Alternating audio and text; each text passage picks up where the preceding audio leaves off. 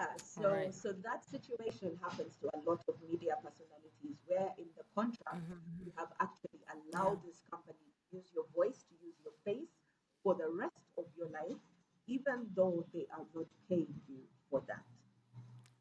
Yeah. Wow. So that is one particular example, but I would say for the most part, being in law school taught me how to be cautious and how to do research. Yeah. I worked with a co-host who was making $1,000. I was making 800K for a whole year. Listen, actually, no, it was maybe 6 months. My co-host was making $1,000. I was making 800K. Then he was replaced, and the next host was making 1.5, and I was making 800,000. So that is the most unequal pay I have ever experienced.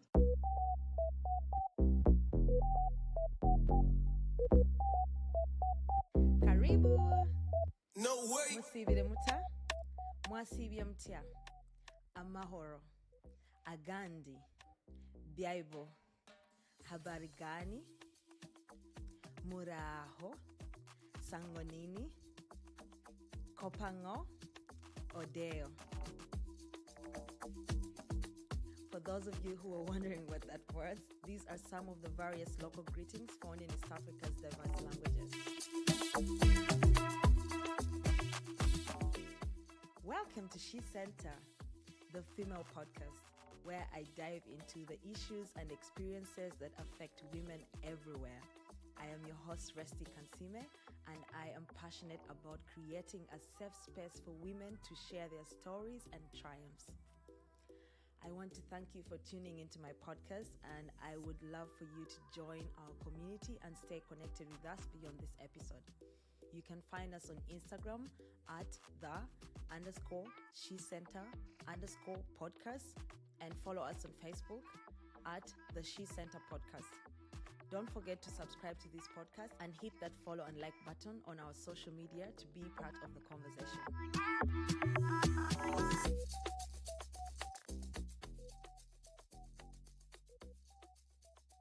Hey, welcome back to yet another episode of SheCentre, the female podcast. I am very happy to have you here.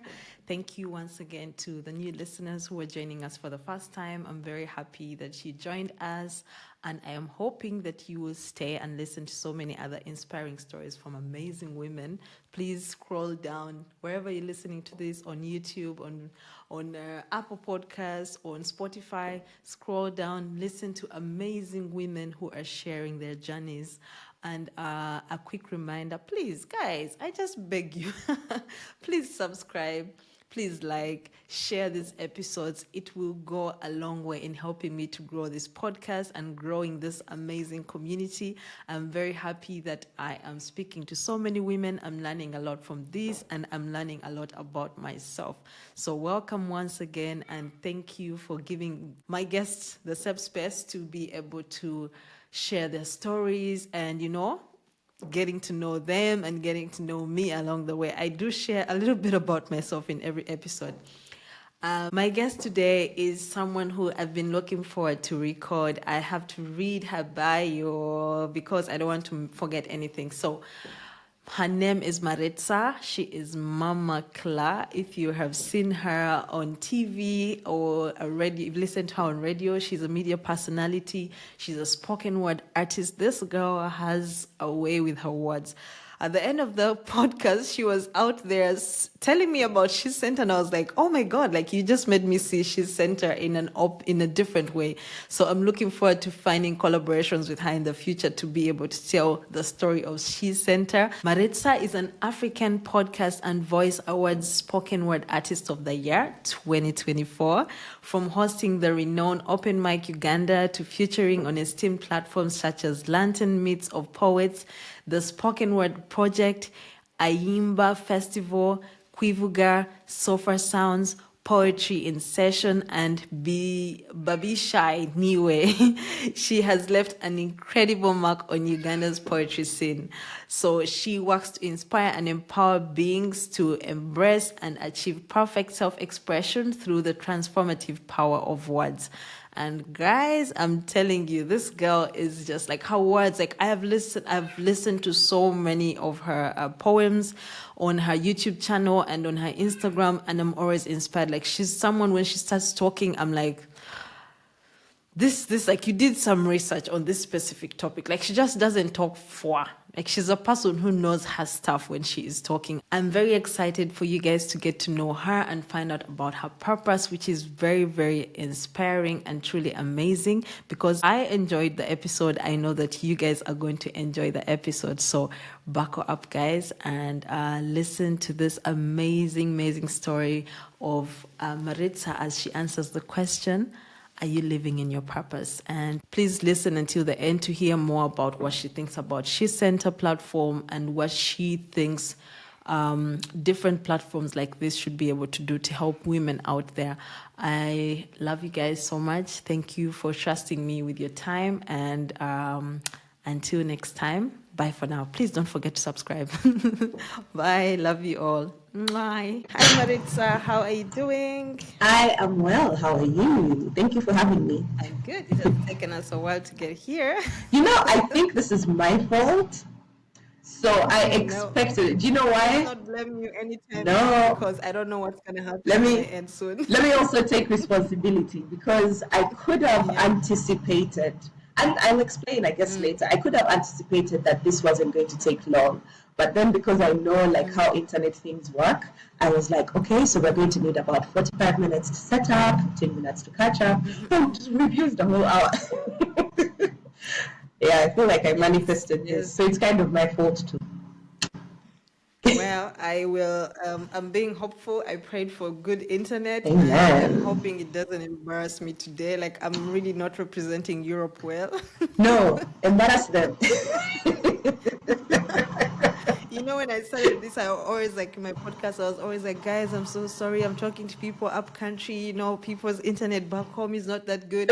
Until it happened to me, I'm like, guys, the internet was not good. It was me. Let me anyway. Yes, how are you doing, Mama Kampala? I am very happy to see you. I haven't seen you in so long. I was happy to I know, hear. Angela. No, I can't Angela. even blame her. I also haven't seen Angie since the year started. Oh, yeah. Can you imagine? Yes, I did see her recently on the podcast at the Can We Talk? I was very excited to do that.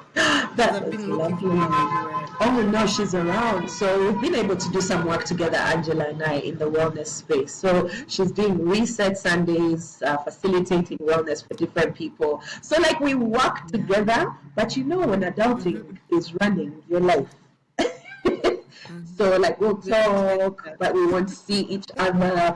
I think me seeing you on Cynthia's podcast was that like return to Resty for me, because before that I hadn't seen you, heard about you, and then you hosted Cynthia, and I'm like, oh my god, wait, Resty! Yes. I was excited. And Cynthia was talking about you. I'm like, I don't know who this person is that she's talking about. And then I was like, wait, you're talking about Maritza? I know her. Yeah, it was lovely. It was so lovely to see you. Yes. I know. I thank God that we were able to connect, and I'm very happy that you had some time to come on here to share. I am always like, I'm in that season of exploring, and just like to give you like a background. I know you haven't probably been listening to the podcast for a while, so I am in the process of discovering myself in 2020, the famous 2020. I had that like that time where I was like, okay, the whole world is coming around this whole self-discovery process, and in the process, so I'm a Christian, and I have this kind of belief that, you know, like praying to God, what's happening, and I have this kind of like calling, this inaudible calling of you are going to help women out there. Like, you're going to use everything you've been through, you're going to use everything. And interestingly, I didn't think about it until later. I have had the privilege of being around women my whole life. Like, I was raised by a single mom, and so many women, like my mom's sisters and friends, raised me. And then I went to all girls boarding schools until I was 17, I think 18 years old or 17. And like, I've just always been around women. So I kind of like have all this data that I've been collecting. without knowing that I'm collecting it. You know those conversations you have with people and you seeing what's happening, and after uni I kind of did like a research project with USAID where we were talking to women like deep in the villages. And I was like, okay, that's a place out there. I want to do something to help these people, but I didn't know how. So in discovering myself, I realized, you can't help yourself and then leave all these other people back. The pressure. And then I also had the privilege of like being here, coming to study here, and I was like, you know what? Like, I'm talking to my friends who are coming from like all over the world, and they're telling me things. I'm like, guys, like, is there anything wrong with how we grew up in Africa? Like, someone is telling me something like, yo, when my parents divorced, I had to go for therapy. I'm like, what? Therapy? As in us. Like, you can go through the worst of the worst, and therapy is not even an option. So in that process, I started, like, in 2020 when everything was still, I found myself in that space where I'm like trying to put two and two together, like, how does this add up with this? And I felt clearly that this is something that I need to develop. So I started researching it. And when I think I lost my job, like one of those layoffs. Yeah. And I was like, okay, what do I do? So I had this research that I'd been doing for a really long time. And I'm like, okay, we have this vision we've been talking about that has never gotten the time to be like put into action. And I started to like act. I was like, I told my husband, you give me 2 years, I'm going to start something. I don't know what, but I'm going to start something. So luckily by that time, I found out I was pregnant. So I kind of had like enough time to, do everything I wanted to do. And in the process of discovering what I can do, I had been working, the company I was working in was actually a digital platform for English speakers here. So I did have the experience working for a working digital platform. So now all my ideas that I had of helping women like on a digital platform, they were like, wait, I can just copy these people's idea. I went and told them, I was like, guys, I would like to get your idea and use it to help women in my country. And I expanded it to East Africa. So as I'm telling, when you come with your vision and telling people, guys, this is what I'm going to do, people are like, those things are not going to work. Like, who has time to read your blogs and all those things? I hate it when So they I'm like, do that. Yes, I was really kind of feeling discouraged. Like, I had to prove that this thing that I believe in can work. But eventually I said, you know what?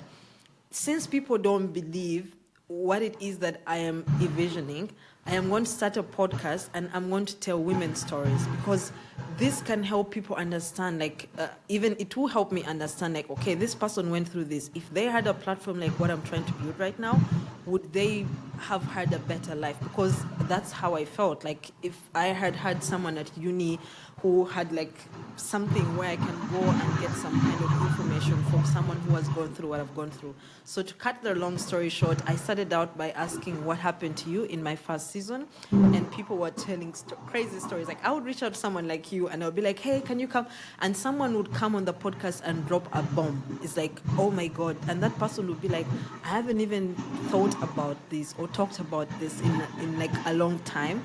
But the fact that you asked me what happened to you has opened me up to thinking, okay, this and this and this are connected. Because in the book, What Happened to You, they say like everything that happened to you as a child affects how you see the world and who you become in the future. So after that, I was like, okay, we're done with what happened to you.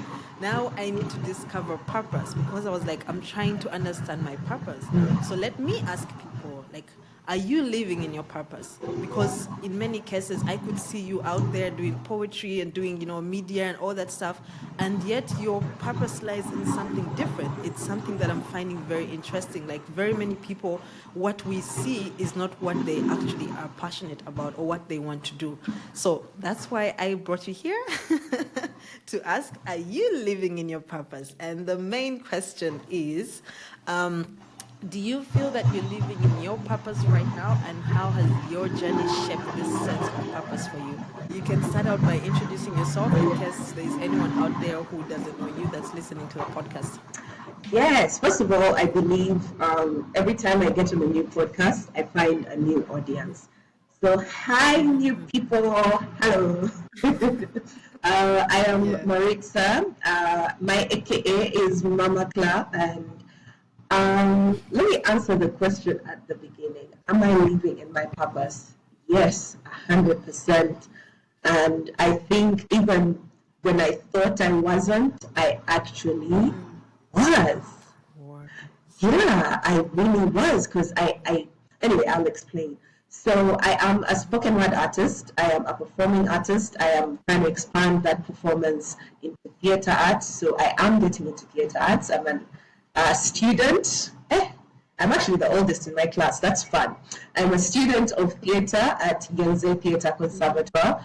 And, they're basically teaching us everything about theater. We're getting a crash course in one certificate. So when I graduate, I will be able to go out and perform as a performing artist as freely as I want to. Even direct, because they're teaching us that as well.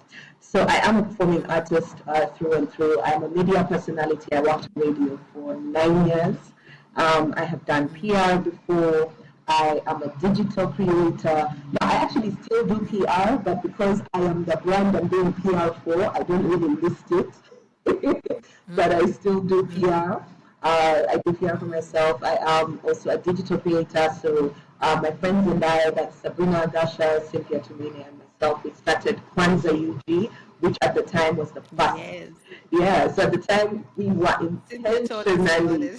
Listen, it was such a big deal at the time, and I don't think we realized it was at the time, because we were the first group of people that intentionally marketed themselves as digital creators. We would go to companies and tell them, hey, we're here to market your product, we're here to market your service. All you have to do is either an exchange of services or you pay us. And we did quite a number of things. We did a hip hop branch somewhere in there. We worked with different fashion houses. We even worked, I forget the event, but we were facilitators. Was it facilitators? No, we were the spokespeople. I forget the name for it. This was at a feminist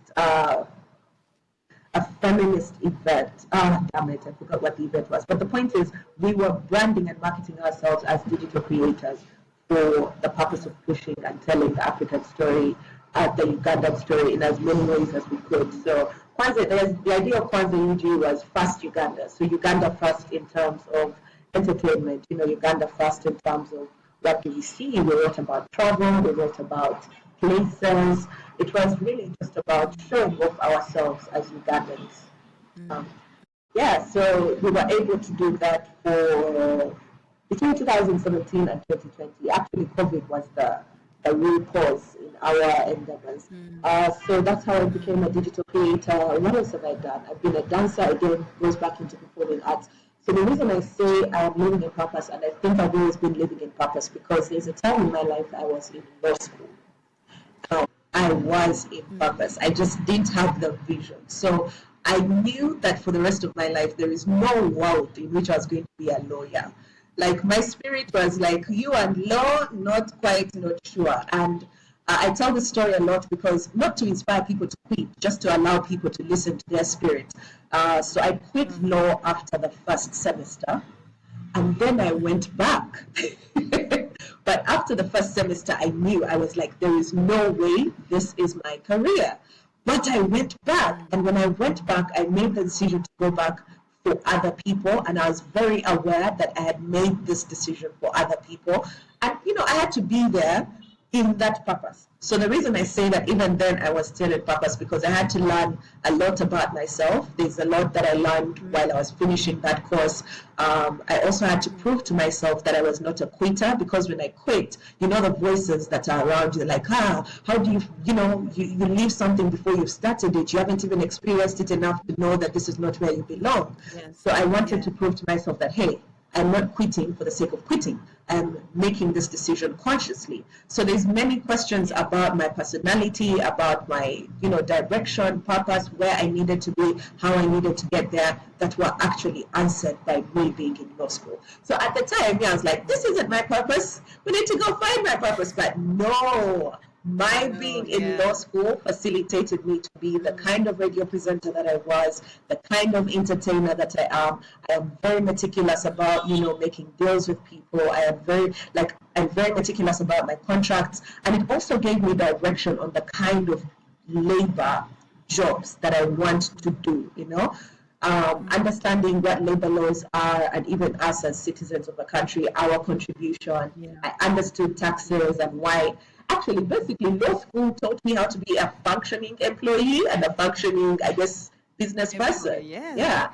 Give you the basics. It gave me the basics. And then also while I was in law school, I started the Law Society of the university that I was in. So that was the first event I organized on my own. I learned to deal with service providers from that event. But check this out, literally maybe 6 months later, that was part of my real job, because 6 months later I started doing spoken word, and I had to be part of the organization, meeting with service providers and organization and all that stuff. So there were many little things that prepared me for my purpose, even when I wasn't aware that in that place where I was like, oh, I don't want to be here.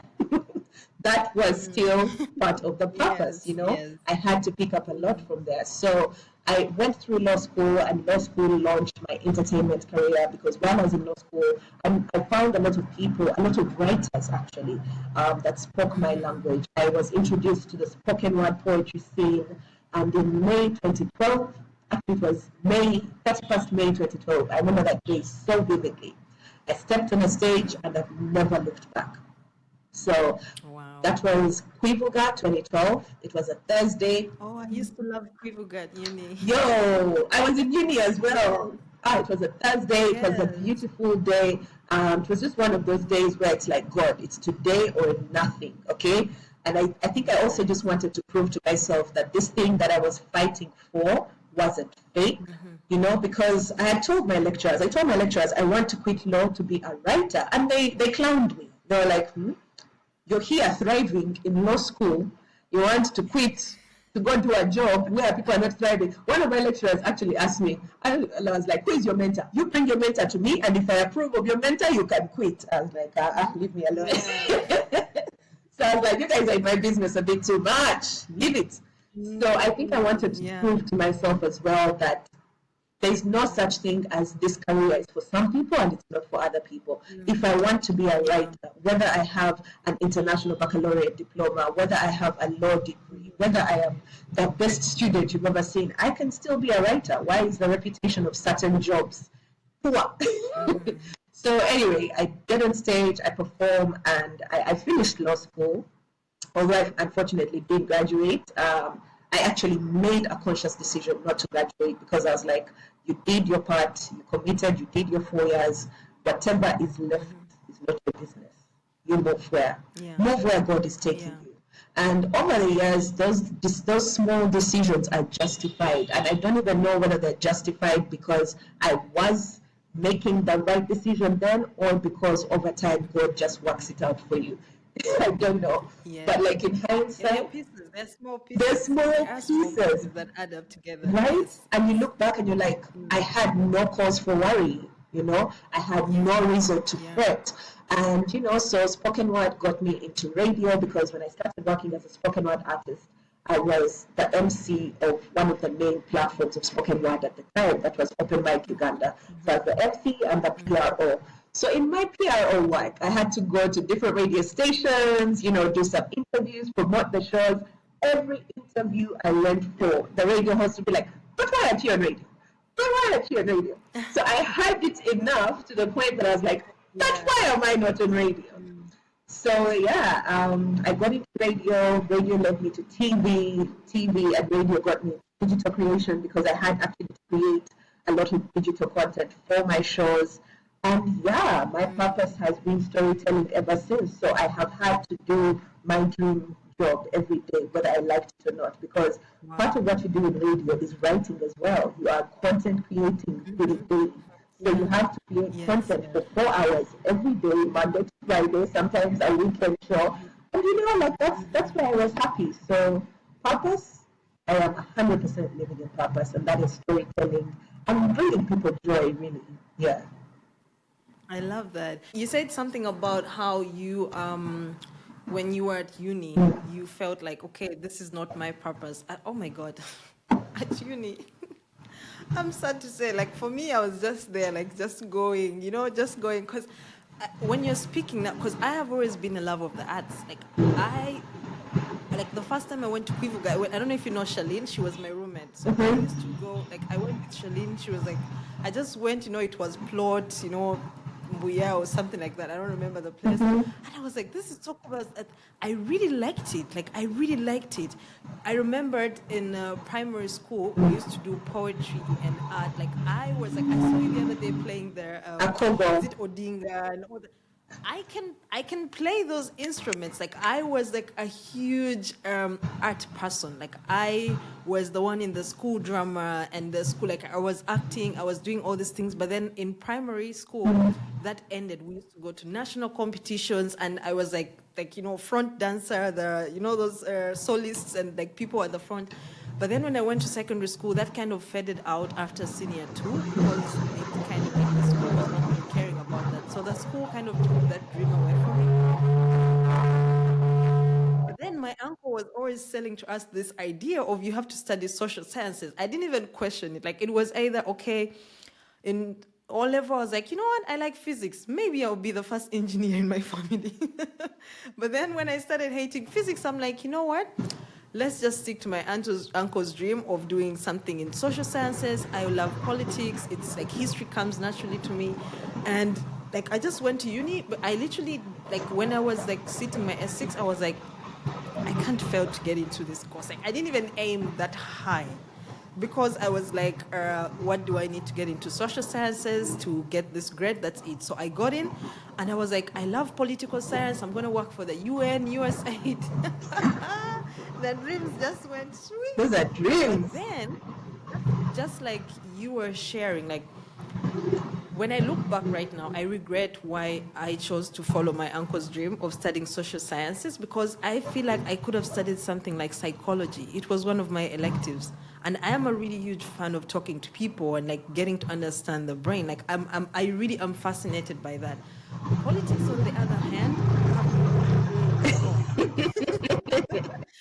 but where it's interesting with relation to your story is, I did this thing here, but now that I'm doing this, I'm starting to realize how it helps me in the field that I'm in right now. Because it turns out that when I'm talking to people, because of this knowledge I have of, and I did European history, and then I came here and also did my master's in political science, it helped me, like, it gives me conversation. Like, one time I met this guy on the train, and the guy was like, where do you come from? Like, how do you know all these things? I'm like, we study them. Like, we study about European history from the time we were like 16 years old. And then I came here. So he was surprised that an African girl knew everything about, like, we were talking about China, talking about this. And it gives me this international knowledge of knowing, because I did international relations at my major.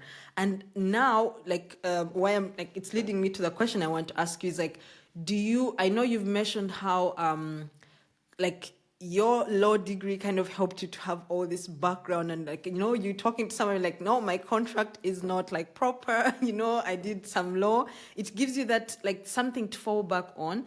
But is there any particular instance you can give where you have seen your law degree come in handy and you're like, now I get why I did that course? Can you give an example? So first of all, your story is so fascinating. Like, anyway, we shall get back to that before I forget what question I'm answering. Now, already in the business of media, you have to be a good researcher. So they teach you, it's not about knowing them. So being in law school, it allowed me to learn how to do research. So I had a pretty good educational background, because I did IGCSE for O-level, IB diploma, that's International Baccalaureate Diploma. So already by the time I went to uni, I already had a uni style of education, because that's how the IGCSE teaches and the IB diploma. Actually, the IB diploma is like pre-university. So being able to have gone through IGCSE, being able to have done the IB diploma, and then now in law school, it just amplified how great I was at research. So I can research stuff very fast, very quickly, in the shortest time possible. And I think that worked against me, because I had co-hosts who would actually be like, oh, Maritza, you can just throw her anything at any time. Meanwhile, what they don't know is while they're forming their question, I have already visualized how the question is going to end.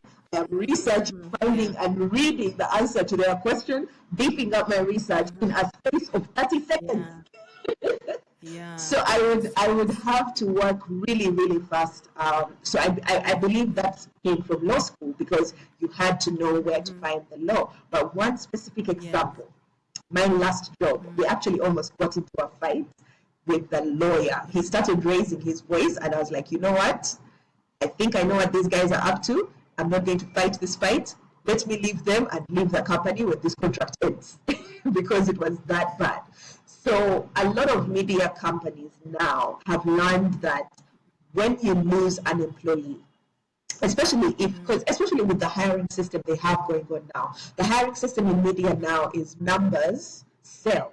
So whether you're looking at movie industry, whether you're looking at radio, TV industry, numbers sell. If you have a big following, the chances of you getting hired are very high. Hi. So now, Yeah. they have learned that they can tag onto your success to thing.com. So in your contract, if you don't pay attention, you can actually sign away the right to your likeness, the right to your voice, the right to your face in perpetuity, like forever. Wow. So they will usually put that clause in. I don't even know how they disguise it, but they disguise it because when I pointed it out to my lawyer, he was also like, I'm not sure what they're trying to do here, but this clause should not be in anyone's contract. Like, according to labor laws, this clause should, like, you can't own someone in perpetuity, you know? There's radio stations that have done that. So I leave the radio station, but my voice keeps running on your station. I'm not making money from it. Oh, You get what I mean? But I'm now in like I've been through 5 other stations, but my voice is still on the very first station I worked at. So anyway, they can get you. So me, I get into that meeting and I fight for my life. I was like, there's no way this clause makes sense for anyone who has been working for as long as I've been working. So I basically fight for the clause. I'm like, this clause should not be in anybody's contract. You know, I'm like, come on, you guys, be serious. So what happens is I found, I guess I want to say a backdoor because I had to sign a different document to protect me from that clause, that yeah, so that situation happens to a lot of media personalities where in the contract you have actually allowed this company to use your voice, to use your face for the rest of your life, even though they are not paying you for that. wow. Yeah, so that is one particular example, but I would say for the most part, being in law school taught me how to be cautious and how to do research. Yeah. Yeah, definitely. And I think it's one of those things where normally like you could kind of dwell on the fact that you ended up wasting, maybe some people would say, I wasted 4 years doing this and all these things and now I'm trying to pick up. But if you kind of pay attention, you realize that that experience wasn't like you don't separate it from the rest of your life. Like it has some part it's going to play in the future. One day you'll probably find yourself somewhere and you're like, oh my God, yes, this is why. Like recently I was telling my husband, like my mom used to, like, she was really young raising us up, and so she would send us to like the village during the holidays. And I was like, I hated it. Like my grandma was like, why do you keep sending this girl here? She doesn't like being here. And now, when I was reading this book called The Anxious Generation, it turns out that kids who stay away from TV, all these gadgets and stuff, like they have this development stage that they grow, it helps them to become creative in their mind, and because they have to imagine things. And I was like, now it explains why I usually feel different from so many of my friends who grew up in the city. Because for me, when I would come back to school, people were talking about, you guys, did you watch Disney? I'm like, Disney what? As we were playing with the cows. Disney Yes, and I didn't realize that makes me unique, because in many cases, I did have the life in the city, but I also had the life here. So when I am talking to people in the village, like my personality of Kampala disappears. Like I just go into village mode. And when I'm talking to people in the city, I'm like, what are you talking about? Village? Who? Village, what? I don't know. So it gives me that I'm like a chameleon. I kind of like easily flow, like even conversation wise, like I can flow with any kind of person because I've had the privilege of not only being in the room of people who are like, cooler than me or richer than me or whatever it is, but at the same time, I learned to navigate those specific rooms and know, okay, I'm here and I'm coming as my whole self. I'm not going to, like, these days I'm like, no, I'm going to tell you about this part of me and this part of me, and you're going to see me as a whole. One thing I want to ask is, what are some of the challenges, besides the one that you just shared right now, with regards to approaching your purpose, finding yourself? What are some of these challenges that you have faced? Because I do understand that media has a lot of challenges. I was researching this with regards to, especially now with the social media era, how women are easily targeted when it comes to cyberbullying and media bullying and all that stuff.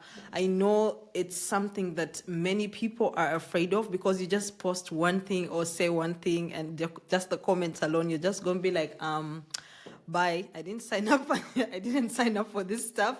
Let me go. So I don't know if these are some of the challenges that you face, but maybe you can share with us with regards to your purpose and like your life in media and being at the front stage. Are there any challenges that you have faced, basically? Yeah. So, unlike other people, I have to start this conversation with, I have been eternally blessed. Like the challenges I share as a media personality, they don't even scratch the surface of what women go through in the media space. Because when it comes to, yes, I've worked with people where the pay was unequal, and like, there's a time, by the way, for 1 year, I worked with a co-host who was making $1,000. I was making $800K for a whole year. Listen, actually, no, it was maybe 6 months. My co-host was making $1,000. I was making $800K. Then he was replaced, and the next host was making 1.5, and I was making 800,000. So that is the most unequal pay I have ever experienced. The reason I feel like I experienced that, honestly, to some extent, it felt like the industry or those people were trying to teach me a lesson. And I understand why they felt the need to do that, because I previously left the company. And in leaving the company, of course, now they had to restructure a lot of the shows, because not only did I leave, but my co-host left a month later. That was the previous year. So 6 months after I leave, they restructure the show, they restructure the station, and they call me back. And in calling me back, they refused to pay me what I'm worth. But at the time, I was actually going through a period of chronic anxiety and depression. So I was like, I just need a place where I can show up and go away, So I made sure that the demands from me of the show weren't too high. I made sure, basically, it was a great deal. Aside from the 800,000 and the disrespect, it was a great deal. So I took the job, right? And that's the only time I ever experienced that kind of pay disparity. Other than that, I've been pretty equally paid with my co-hosts. Sometimes they'll get more, just a little bit more. And then there's a situation where I was actually making up to almost 2M more than my co-hosts. So I haven't really faced that unfair pay gap, although it's very loud. It's so loud in media. It's embarrassing. Yeah. Like, you got MC a gig, someone got paid 2.5, they overbargained, they bargained with you, told you how budget cuts, what, you accepted 700K. Come the person who had to buy, who didn't even have to buy a suit, they probably just bought a tie. You had to take your wardrobe, hair, makeup. Yeah, makeup. Wow. So like those situations really, really happen. Some of the challenges I also faced, I faced a lot later in my career, but I'm glad I faced it later, because then I knew how to deal with this. Egos. There are some people in the media spaces who haven't yet navigated themselves as individuals. So they make their insecurities your problem, even like their train of thought, like there's someone that I worked with, you ever worked with someone and you're like, first of all, we are not at the same thinking level. how did this happen? And it's okay to not be the same thinking level, but then also this person is imposed on you as your leader, because Uganda Radio has this foolish mindset that there has to be a leader of the show and a follower. It's not a marriage. I didn't come here with my husband. You create some sort of competition, yeah? So it's not even just about competition. It's about putting the woman in her place, yeah? And I remember, I remember the time I was arguing, because we had really fight for my salary. I remember the time I was signing a staff contract and I was arguing. I was like, you guys have no business reducing my money because you think, because they were telling me, oh, what do you want all this money for? You're young. How about we have this arrangement? They bullshitted me. They tried anyway. They did their best. Young. I was at the time. I was 24 at the time. So they're like, how is this 24-year-old making all this money? So they were trying. They were. Oh, she has the talent. Listen, they were really trying to BS me. And usually, when you say they, it's like one person who has the authority to make these decisions, and they speak for the entire industry and they speak for the entire company. But usually they're on the same wavelength, because we go to another company and it's the same nonsensical jazz. So, at the time I was trying to fight for my salary, and they mentioned it to me. They were like, you have no business wanting to be paid this much at your age. And then I think I also, in that same meeting, I complained. I'm like, okay, fine, I am on the show, but you guys don't promote me as a host on the show. And I think, I don't remember whether he said the comment directly, but eventually the conversation came back to me, and it was a situation of, they were saying that they don't want to promote me because I'll be benefiting more.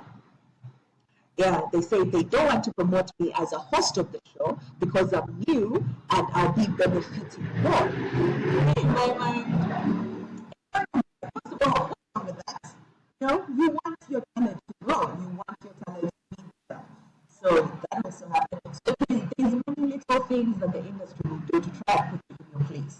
And for me, I didn't really see them as challenges because I mostly overcame them. I would say I literally found myself constantly, having to stand up for myself, constantly having to defend what I'm doing. So I think I would say the challenges were overcame because I was intentional about overcoming them. But then the challenges are many. It comes with, branding challenges. They don't want to market you as a host of their station. I don't know whether they even know. They also don't want this thing that you promote a market person, that someone comes and puts them. So there's also like the gender challenges. There's a lot of times where the woman, they try to put the woman in her place. It happens a lot. What else? Those are the main challenges. I never really faced challenges with the audience or the fans because they were kind to me. The audience was always kind to me. Yeah, again, as I said at the beginning, I haven't faced as many challenges as most people. But those are really the main challenges. And you need not even big skill, but you need an understanding of your purpose to actually overcome these challenges. Because when I would be fighting for my life, it was from a place of, you're not going to BS me. I know what I'm doing here. I know what I am worth. I have seen this landscape.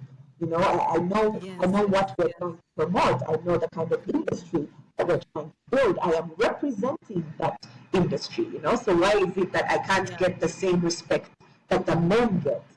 So it was just about understanding why I'm there, my purpose there, and I was able to go through most of the challenges. Yeah, I like that. I think what you said at the end there makes a lot of sense. In many cases, I think if you find yourself, I want to give an example, but I don't want to make it like when I was at uni or growing up, those last 18, 19, 20, 21, 23, I was like, model is what I want to be, because I used to take part in beauty pageants at school and all that stuff. And I remember one time, I won't mention the person, so there's this famous model in Uganda. And so I walked up to them. I gathered the courage to walk up to them to get their opinion of, if I can ever make it. And so we're in the bathroom, I'm like, you know what, I was tipsy. And I walk up to them.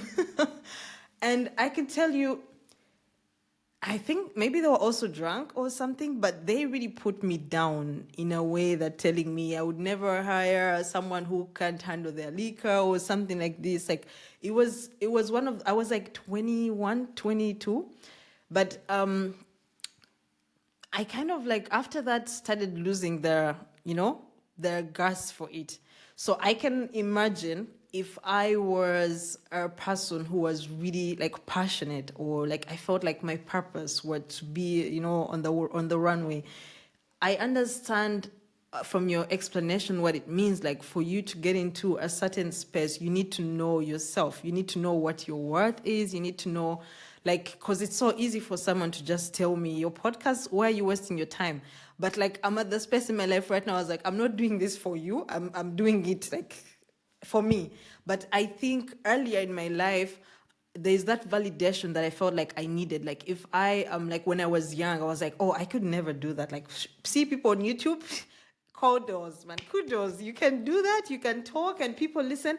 But I think it had to get to that point in my life where I discovered who I was, what I am here on earth to do, to get me to a point where I was like, there is nothing you can say, whether you are a specialist, whether you're like the best podcaster in the world, there's nothing you can say, even if you choose to pay me less. Like I can come to you and say like, no, I'm not going to take that pay. I would rather quit than you make me feel like, I'm less than. And I like that about what you shared, because I think in many cases, that's one thing that we struggle with, especially as you mentioned, this is happening a lot to women.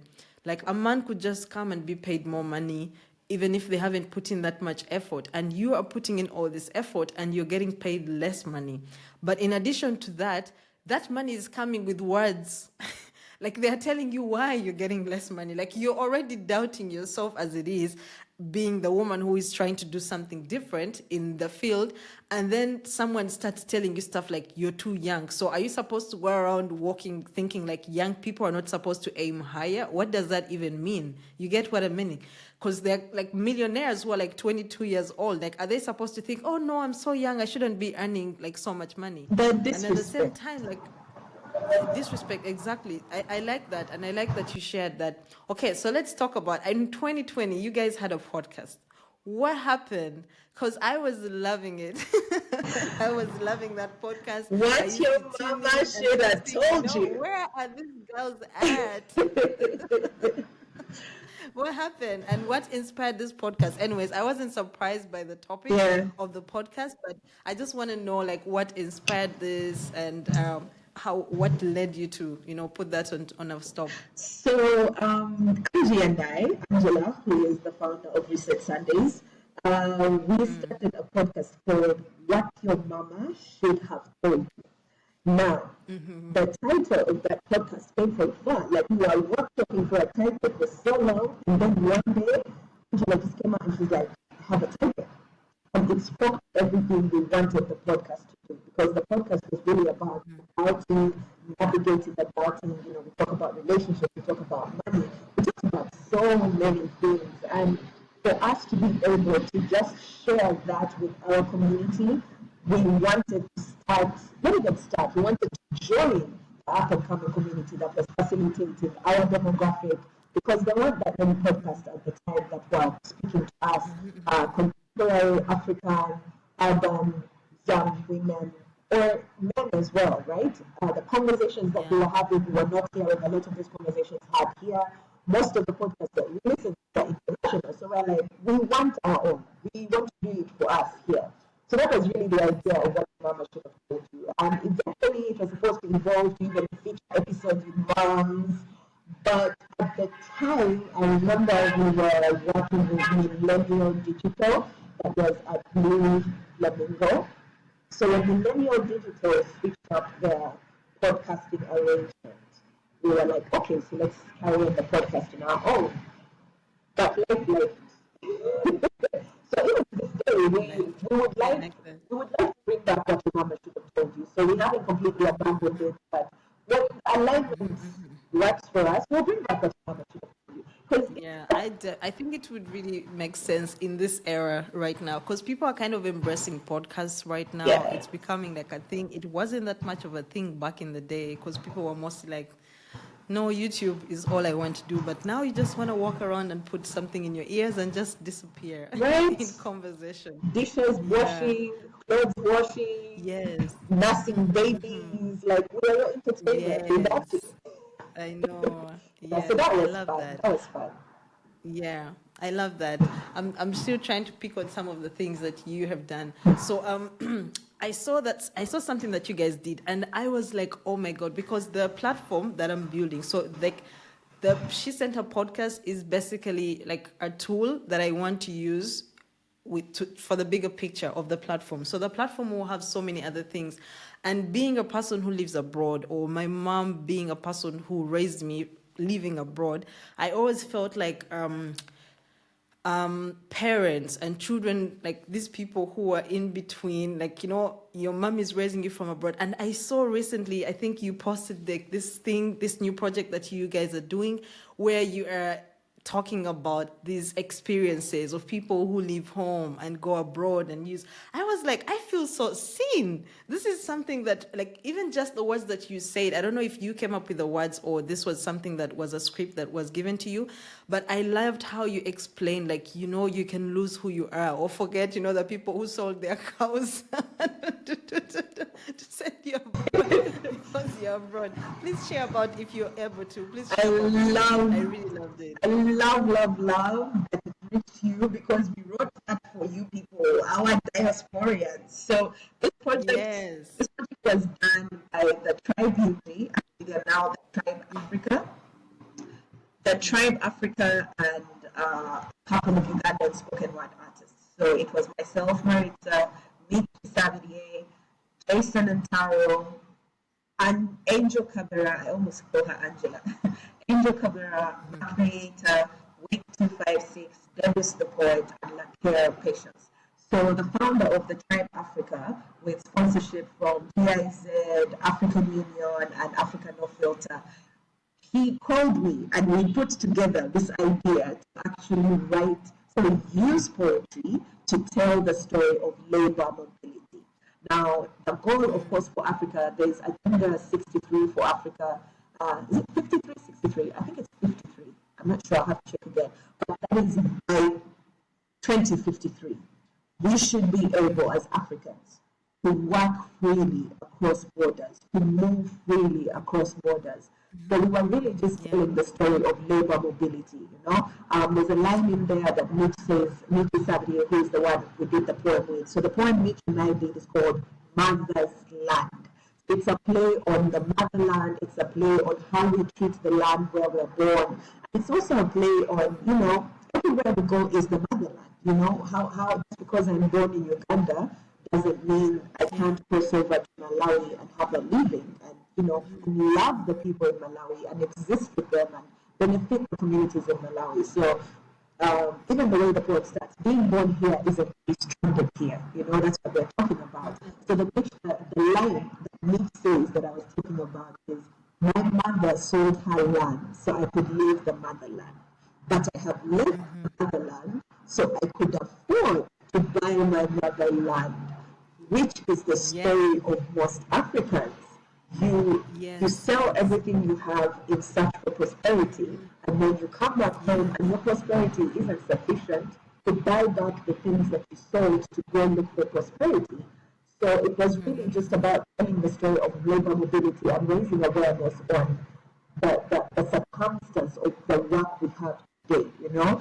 And it was really just trying to encourage people to create new business models for themselves. And you're an artist, you know, you're an architect. Whatever industry you're in, you can create new business models to work for you today, to allow you to trade in different countries.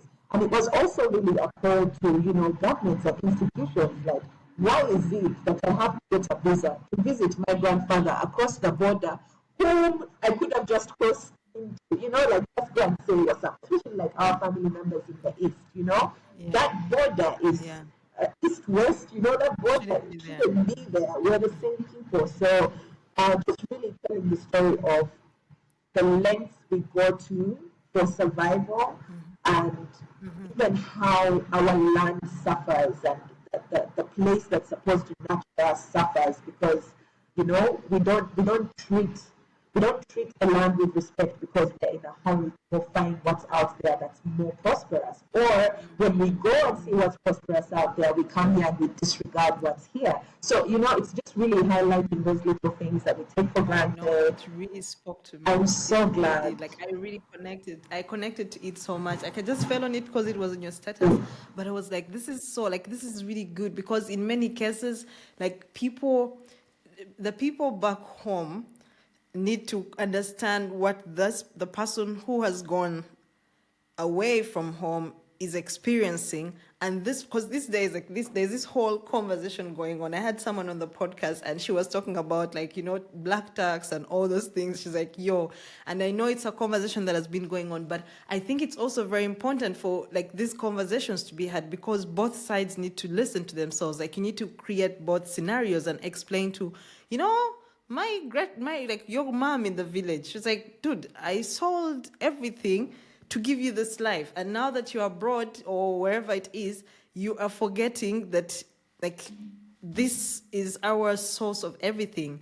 And if you go away remembering that, I met a Nigerian here, and he was telling me how, and many of them, when they're coming, their family will probably sell property, sell a lot of things, and they send you abroad. And when you come now, this guy was I was like, what? You work so hard. I was really intrigued in why he's so dedicated to work. Many of them even sometimes, many of them are smart, but you will see that work is work. From the time they come into the country, that person is going to work. And there's that challenge where you're like, is there anything I'm doing wrong? Or, but I realized that their motivation is the fact that, I need to send money every month to my mom to pay that money back that she, so it's that thing of she sacrificed everything to give me this life. So I'm not going to sit here and just study. So you find that the motivation for you, which is not very common for so many people, is you go, they sent you abroad, go study or do something, but you forget that this person who sent you sacrificed so much. And I think these stories need to be told, because this person down here needs to understand your life is also not that easy for the person abroad. They are really doing their best, but it's not easy. But this person also needs to understand that you have to sustain your heritage, where you're coming from. You need to, bring back up your family and also bring them to the level of where you're trying to go. So I love that. I cannot wait to see the whole project. I don't know if it's going to be out somewhere. Is there anywhere where people can access it? Yes. Where exactly can I get the whole video? Because I watched a short part of it. So it's on YouTube and on Spotify. So on Spotify you have the whole EP, because we did 4 poems, 4 spoken word pieces. But if you want to watch the video of Mother's Land, it's actually on YouTube. You can search Mother's Land. But also in my profile, that link, that link in bio, it gives you access to all the Spotify one. It will also give you access to the YouTube one. So the project is out. We are circulating it. We are promoting it. That's why I've been very forthcoming with a lot of podcast interviews. I'm actually in a very, what do you call it? A very active promotion season. So you'll see me around these streets. Definitely. I'm looking forward to that. Yeah. I love that wherever you go, you're using this talent of yours, because words have power. Words have power to communicate, to make people feel. They make you feel heard and understood. And in many cases, if you just do a project and you do what you do everywhere, it's something that's you're connecting with people with one thing that you're really good at. And I love that about your work. I love the fact that every time I see you, I'm expecting some rhyming, I'm expecting some words to be put out there. Every time I see you, that's the one thing that I'm thinking about. She's probably gonna have, and it shows the work and level of excellence, I think, because it shouldn't come easy for someone to say words. It's not that easy to come up with a text of something you're going to say that makes sense. That comes with research. I have to have researched a lot, and as you say, because of your law degree, I researched did a lot of research. Let me paint the picture. When someone hires me to write a poem, right? So sometimes they'll have their research and they want it comprehensive, or maybe it's a relationship poem, right? So I will have to do so much research in order to write that poem. Let me give you an example of a relationship one. At sit with you, record a conversation with you, talking about your relationship, you have to go through your social media. You have to go through your social media. By the way, I'm not just saying some social media. All the way to LinkedIn. If you have a Discord, we shall go there. So the time I wrote a poem for her husband asked me to write a poem for his wife for their wedding day. And these were like 80 guys. So I had to do research, like what are 80 terms, what are firewalls, and all these things. So like I had to expose myself to like the industry, whether it's research, whether it's personal. I had to deeply be in your business, do the research, and then write about you. So I did that in law school. Like I don't think I've always been that meticulous in terms of getting information. Yeah. No, I like that. It's really, I think it's something that makes you stand out because your words really have power. You should continue doing that because you never know. Like, we've seen Chimamanda. I don't know if you're like considering to get into, writing, putting your stuff out there in books and stuff like this. So that's a hard question. Stories that, That's a hard question because I'm a poet, yes, and poets put out anthologies. But before that, I'm more a performing artist, I'm more a performing poet. So even when I was trying to put out a body of work like an album, because usually albums are different from single poems. Albums, they'll have like a bigger story or stories strung along together. An album is a story, right? So in packaging my work as a story, I was like, okay, if I do the audio version for Spotify and iTunes, I lose the performance essence. So I'm like, okay, so how do I keep the performance essence? I'm like, let's try adding an instrument, a local African instrument. I'm like, fine, we shall do the accordion. But then also introducing my album in audio form felt like I was stripping myself away from an audience that I had built that loved watching me as a live performer. So then I had to think, okay, so how do I put out this album for that specific audience before I walk them into an audio listening experience? So that's how I recorded a live performance. So I recorded the live performance of the album, and then now we are going to go to the studio and record the audio performance because as a spoken word artist, you want to package in the essence of your title. But then when you release a book first, nothing's wrong with it, but I feel like many poets and spoken word artists have done that. Not many have released live performances, which is really how we enjoy the art of spoken word. So I was like, straight start talking about this, let me do the live performance first, and then let's work our way to a book. So maybe if I do release a book eventually, I think the book will probably be a compilation of my album, a compilation of standalone poems. I do this thing called May Poetry Day Review. I would also do a compilation. But I honestly don't see myself writing a body of work for publication as a book. It could evolve that way because I'm open, but right now, the way my spirit is moving and the communication I'm getting from God, that's not the way at the moment. But then also, the journey I'm on is also a self-discovery journey and an industry discovery journey because I'm trying to figure out what are the many ways we can package poetry and spoken word, not just for the art community, but for the mass community. I want someone on the streets walking to just think, I'm in a bad mood. Let me pull out a little poetry card that will stick up my mood. Or you're texting someone who's saying beautiful things to you, like, oh, there's this poet, Maritza, there's some love poetry. Let me see which words I can use for inspiration. So I want us to be able to package poetry in a way that it facilitates people's daily life. And so that's really the journey of discovery I'm on. People have explored with books, people have explored with audio albums. So I might try the other explorations before I come to what people have already done. I love that. And I think like at the end of the day, if you do what you feel like you can do right now, in the future, you will have enough resources, as you say, to just turn it into a book. Like for instance, if you write your poetry down, you could just put all of them, like the written form of it, and just like, because I have this book that I bought about motherhood, and it was this lady in Australia who just wrote stuff that she was going through motherhood, and it became a New York Times bestseller. She explains stuff that kind of like, you're like, oh my God, I see myself. Like she writes like poetry about her child. What is the child thinking? What is the mom going through? And then what is the community saying about it? And they're like they all don't have anything to do with each other. Like they didn't seem like they are going in a like it's like a story she's telling. She just wrote like different things that can relate to a mom or a child in the future to experience what the mom was going through, like, okay, I've just had a baby. What am I going through? Like, what was her thought? So she wrote all these points down and she compiled them into a book. So that's something that you can also do in the future. It's like, okay, I have this poem, I have this. Let me just put it out there, choose the one that you like. I'm publishing the book for you guys to see, or maybe on a blog post or something like that.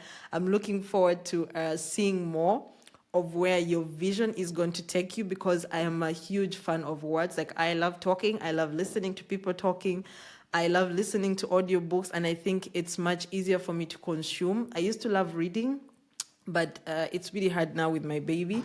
But I am a person who just loves to hear how people are thinking, because it kind of helps me to connect with them, to find out where you're coming from, why are you doing the things that you're doing. And all of us have different ways of expressing ourselves. And actually starting this podcast made me realize how much healing it brings to me, because when I talk to people, every person I speak to, there's an understanding of myself that I get. Like today from you, I'm getting the fact that I realized that I have always been an artist. Like, it's something that I was so passionate about growing up.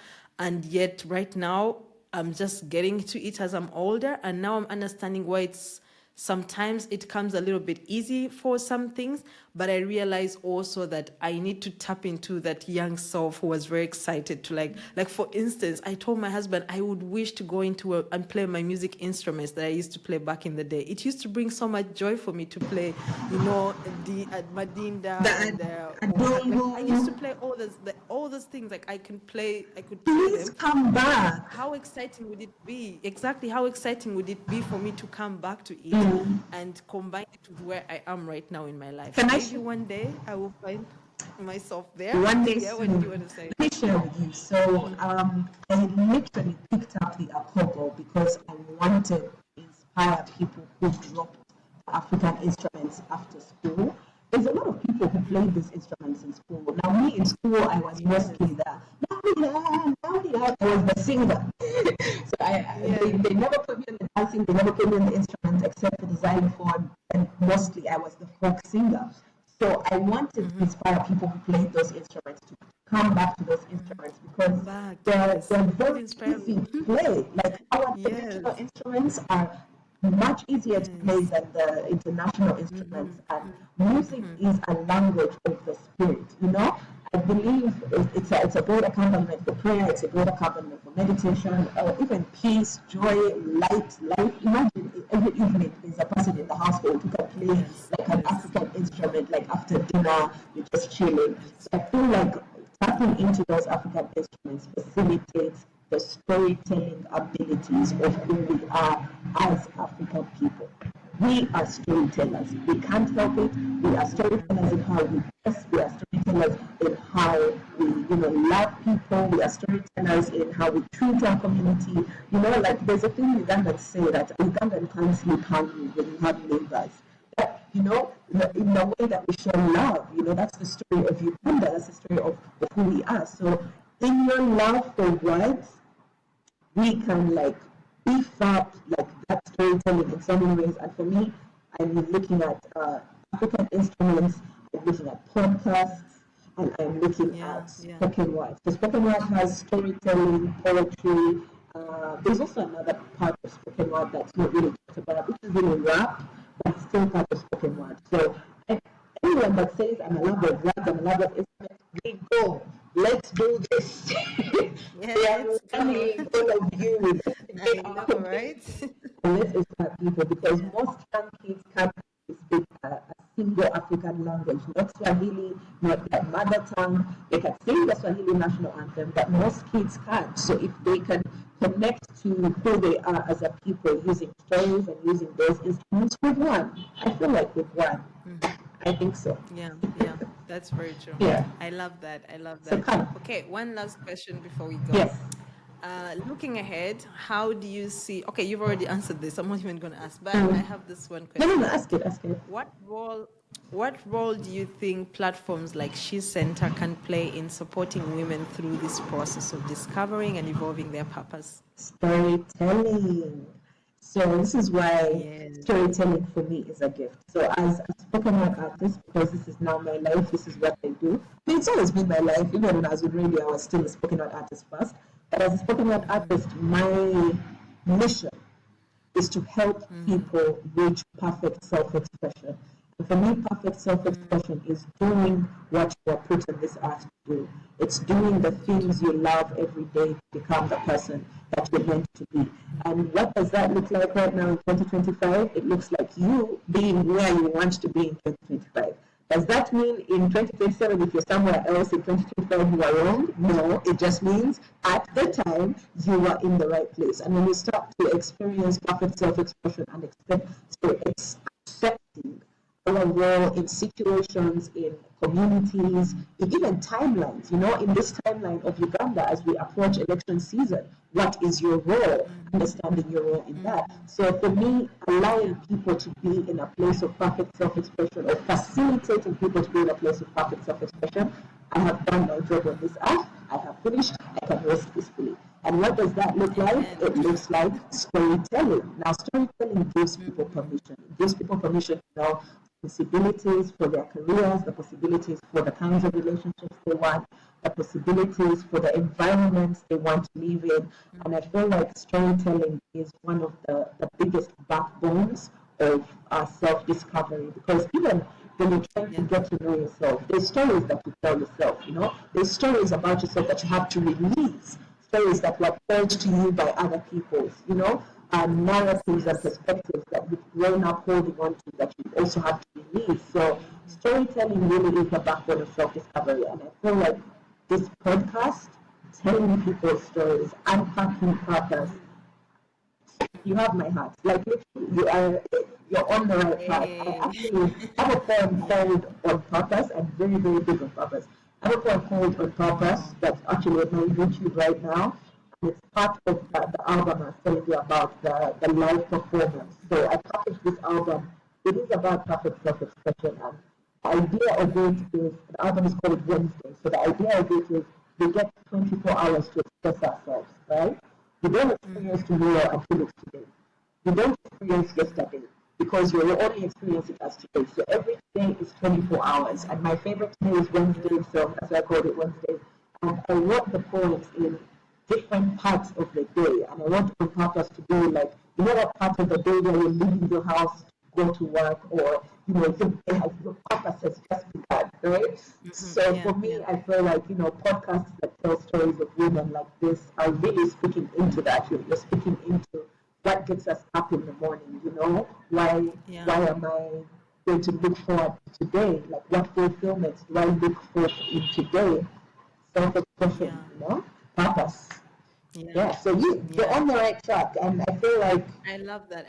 And you mentioned something that really stood out to me from what you said at the end. Like, I found healing from listening to other people's stories. Like the day I picked up a podcast app and I started listening to different stories of different women, I was like, oh my God, I see myself in that person's story. So let me find out more about them. How did they find healing? How did they get out of what they're going through? And reading books like self-help books, just listening to a podcast, no matter how irrelevant it might seem to like my day, just listening to someone share about, okay, this is what I'm going through today. This is how it's just, there's healing. And I say that a lot on my podcast, like there is healing, and storytelling is also something that I'm really using because sometimes you might find there's someone who is going through something or they cannot put towards what they're going through, and just listening to someone who has experienced what they've experienced helps them to put words. They're like, oh my God, I went through this. I didn't know how to explain it in words, but this is exactly what I went through. And it helps you to